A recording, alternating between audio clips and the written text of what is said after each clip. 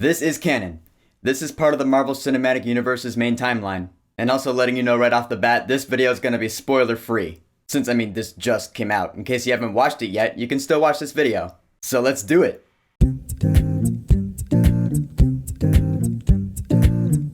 Werewolf by Night. So Werewolf by Night is the very first TV special from the Marvel Cinematic Universe. It just premiered on Disney+. It's the 14th installment in the MCU's Phase 4, and overall in the Marvel Cinematic Universe, it's the 37th title. So in Werewolf by Night, I'm actually not sure when it takes place exactly. The story focuses on a group of monster hunters. They're part of like some sort of ritualistic cult, but their leader has died, and so they all take part in a ceremonial tournament to see who the next leader will be. The tournament is, there is a monster among them, and so they have to hunt it while also hunting each other. It's kind of like a Monster Hunter Hunger Games of sorts. And so here we go, the MCU's first TV special. And it's been getting some pretty good reviews, and yeah, it is really good.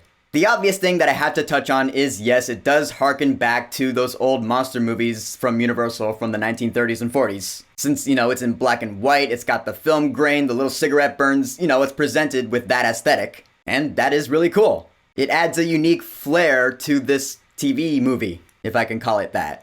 It really works, and there is a point and purpose to it. Actually, a couple of points and purposes to it. One of which is a spoiler, so I'm not going to touch on it here. But the other of which is because of the violence, which is one of the things I've been seeing in the reviews, is that this is like one of the most violent titles the MCU has ever put out, if not the most violent. And I will say, it is one of the bloodiest. There is a lot of blood in this, but the fact that it's in black and white means that it can still be PG-13 and also show a lot of blood. They can kind of cover it up. Because since the blood's technically not red, at least not to our eyes, they can show more of it. That's a clever way of doing it. That being said, the Incredible Hulk also got pretty bloody in some parts as well.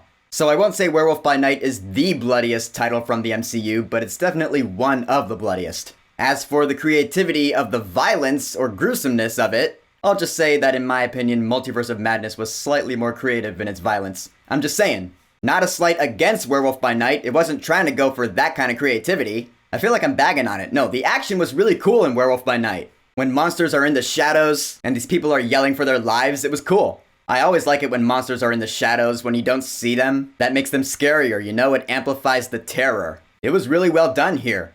Now, as for the characters, the one trailer we got didn't really showcase a whole lot of that aspect, but I will highlight a couple. First off, Jack Russell, played by Gael Garcia Bernal, who was the voice of Hector in Coco. He was really good. I'm not going to touch on his character a whole lot because, again, the trailer didn't, but he ends up being pretty sympathetic. One character I can touch on, though, is Elsa Bloodstone, played by Laura Donnelly. She gets a lot of focus here. She has ties with the family bloodline of this cult of monster hunters. She has something of an axe to grind. She's basically like if Natasha Romanoff and Jessica Jones went splat. She's the mix of the two.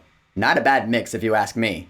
One last character that I've got to touch on is Verussa, played by Harriet Sansom Harris. Talk about a scenery chewer. She's the one who pretty much sets the rules for this tournament. The one who lays the groundwork. Her voice just has this presence. She reminded me of Elizabeth Marvel from Hellstrom, where you're like, yeah, that is just a creepy old lady. Good job.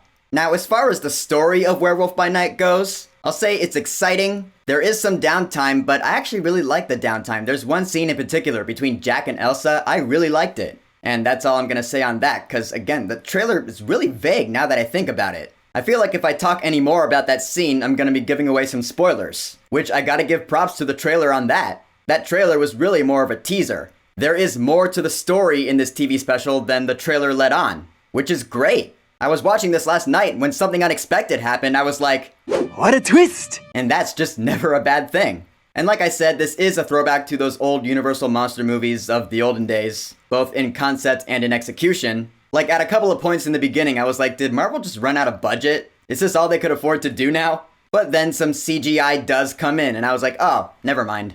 Yeah, there is some CGI here in this TV special. But, that was to be expected. In the first couple episodes of WandaVision, I'm sure there was some CGI going on. So I don't sweat it that much, and besides, it's not like CGI is a bad thing. I just felt like it was fair to address. The score for Werewolf by Night was written by composer and director now, Michael Giacchino.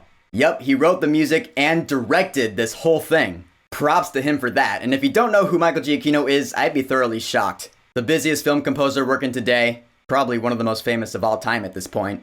He's written tons of famous scores, including some MCU titles already. The first Doctor Strange, the whole Spider-Man trilogy, Thor Love and Thunder, and now this. And it's a really good horror-sounding score. There's one part where I heard some really creepy male vocals. I was like, ooh, that's unsettling, that's creepy, that's awesome. It's a really good score. I'm gonna get it. And seriously, all sorts of props to Michael Giacchino. I commend you. You are doing a killer job. So Werewolf by Night, I think is really cool. It's definitely worth giving 45 minutes of your time. I love the visuals, the characters are really good, deeper than you might expect. Same goes for the story, the action is really cool. And the music is great. All in all, this is a solid 9 out of 10. Definitely recommend, especially now for spooky season. So, Werewolf by Night. Have you watched it yet? What are your thoughts on it? And what is the Halloween special that you watch every year? Like, oh, it's October, time to pop this on. Whatever it is, whatever you think, go ahead and leave a comment. And of course, thank you for subscribing. Peace!